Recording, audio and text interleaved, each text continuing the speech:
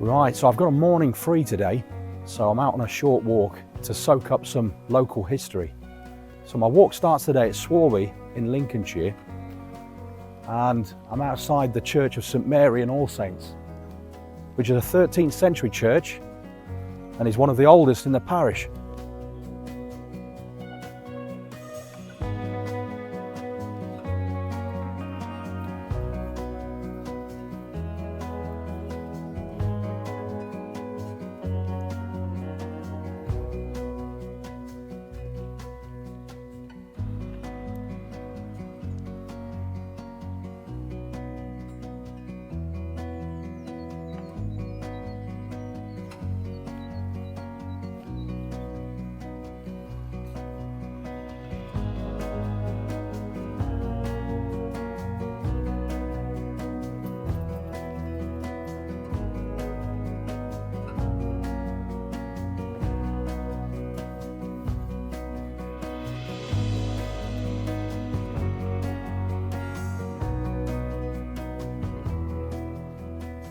So today's local walk starts at Swarby, and then the route makes its way through to Aswarby, which is the birthplace of George Bass, who was a British explorer closely linked with Australian history, and he was born in 1771.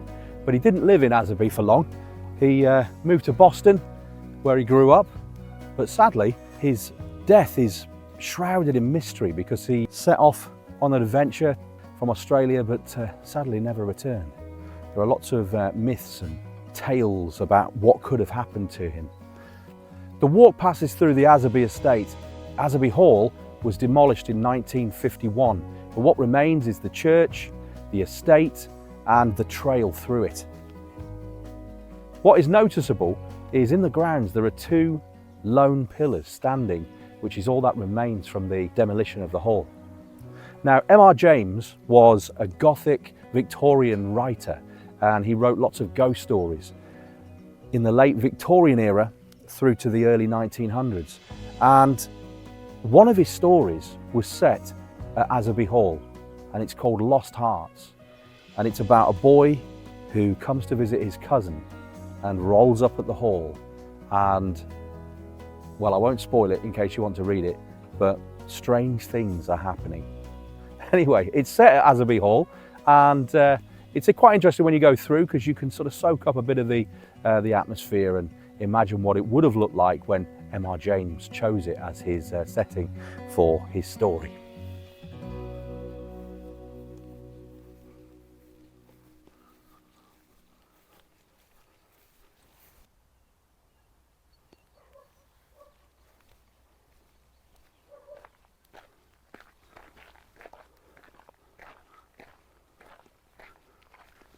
So it's a wonderful day today, really lovely and sunny, perfect for walking.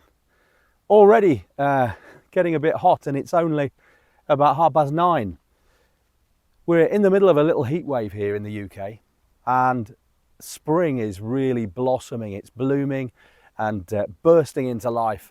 Well, the route now takes me through past the Tally-Ho Inn, which was originally a part of the Aswarby Estate. It was a farm building around about the 1750s. And more recently it's been an inn, like a pub, but sadly it's closed at the moment. So we'll be walking past that and then making our way to the church in the Aswarby Estate.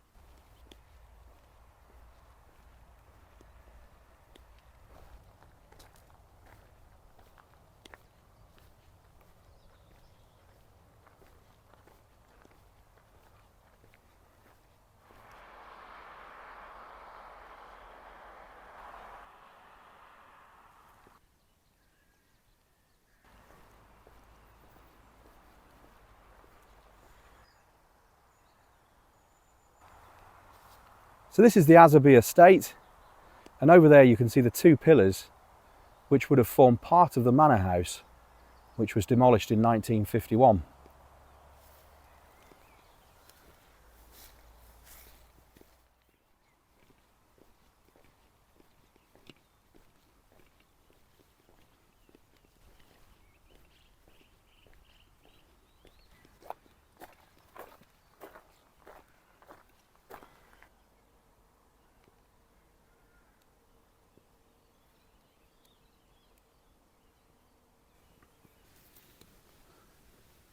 So it was in this church that George Bass was christened. And the font that he was christened at was a Norman font from the 12th century. Now what George is mostly famous for is discovering that Tasmania wasn't connected to mainland Australia, and that in fact it was a separate island. And consequently they named it the Bass Strait.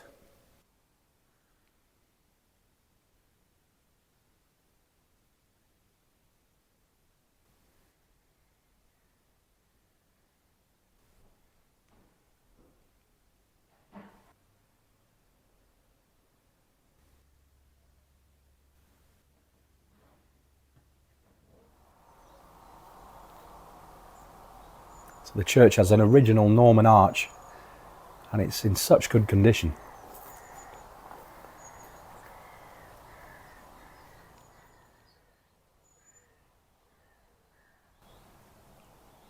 So this is the grave of George Bass's father, who shared the same name.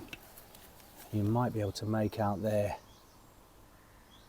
the name George Bass. He died when George was young, so consequently the family moved to Boston, and Boston being a port town may have had something to do with his love of the sea and ships. But he grew up, moved to London, and then consequently joined the Royal Navy.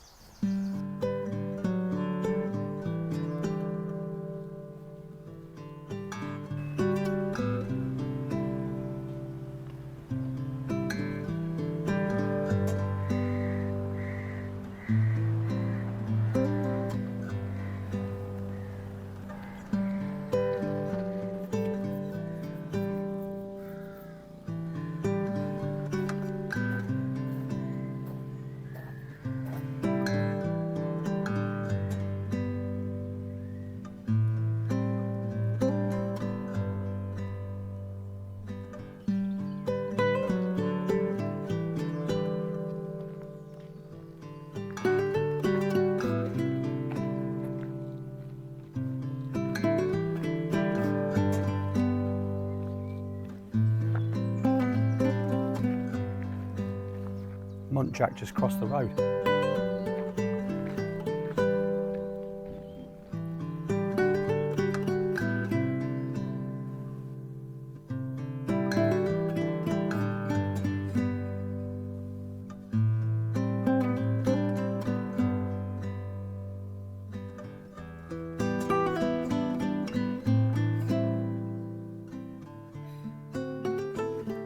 So the walk continues down this lane past Aswarby Sawmill, and it's really pleasant down here, nice and quiet.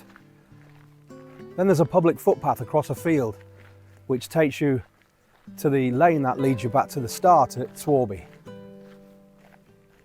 It's a nice gentle route, this one. About 3 to 4 miles, just right to fill a morning.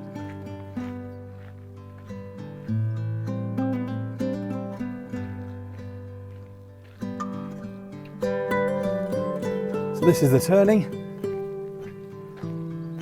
just here.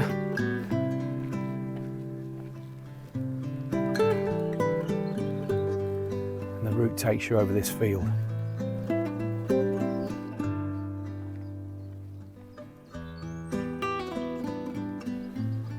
So it's a warm day today.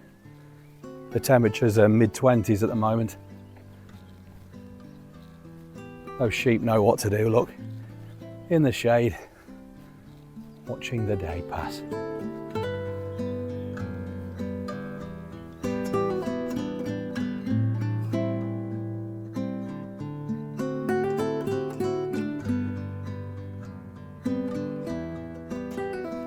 It's definitely time to start putting on suntan lotion. I'm glad I did this morning. Especially on the back of the neck just here. I've really enjoyed coming out and stretching the legs. You can't help but feel the history walking through the estate of Aswarby, knowing that once upon a time there would have been a manor house in charge of all this land. It's a shame the National Trust didn't manage to get hold of it. They could have preserved it, and it could have been there for us to visit and see. But it fell into disrepair apparently and needed to be demolished. I think I said it was 1951, but reading in the church there, it was 1952. So I wasn't far off.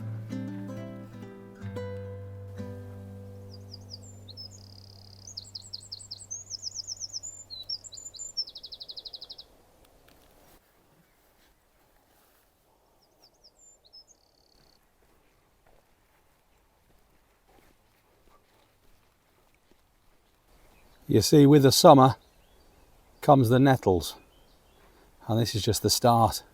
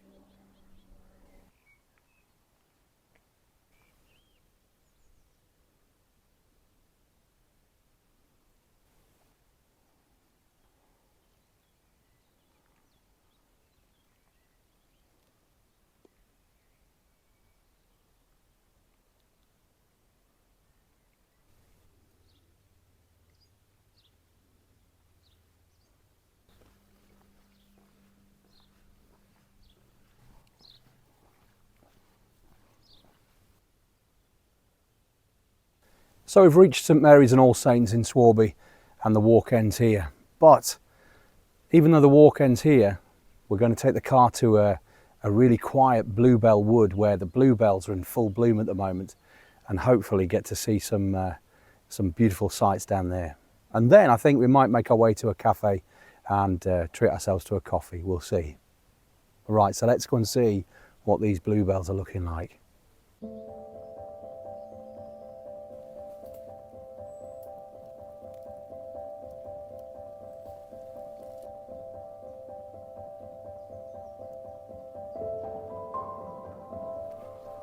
So here we are at the Bluebell Wood.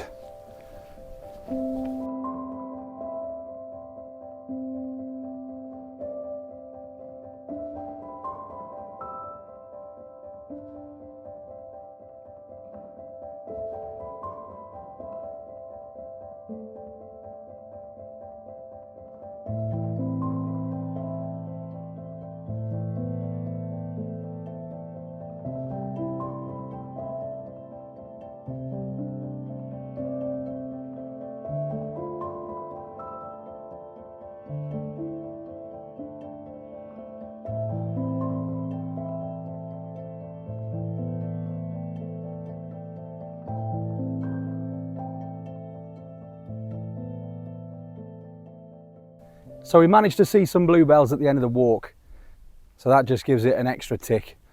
So I think now it's time to get to the cafe and have a cup of coffee and relax. It's been great getting out today. I urge you to do the same. Just a morning in nature can make a big difference to your day.